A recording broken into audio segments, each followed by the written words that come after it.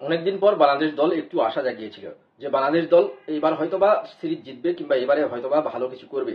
এই স্বপ্নটা বাংলাদেশের ক্রিকেট সমর্থকরা দেখতে শুরু করেছিলেন, কারণ হচ্ছে প্রেমাদাসা স্টেডিয়ামে দারুণ একটি জয় পেয়েছিল বাংলাদেশ দল।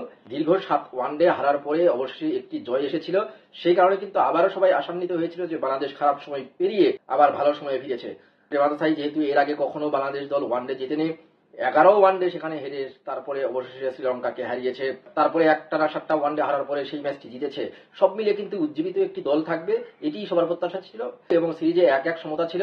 এই কারণে সিরিজ জেতার একটি সমূহ সম্ভাবনা কিন্তু দেখা দিয়েছিল, কিন্তু সিরিজ নির্ধারণী তৃতীয় ও শেষ ওয়ানডেতে বাংলাদেশ দল একেবারে ভরাডুবি হলো।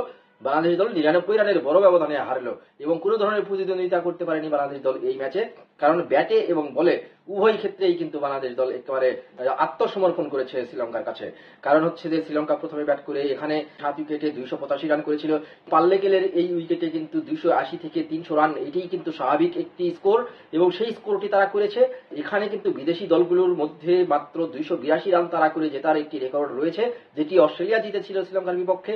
এছাড়া কিন্তু কোনো সফরকারী দল 282 রানের উপরে রান তারা করে জিততে পারেনি।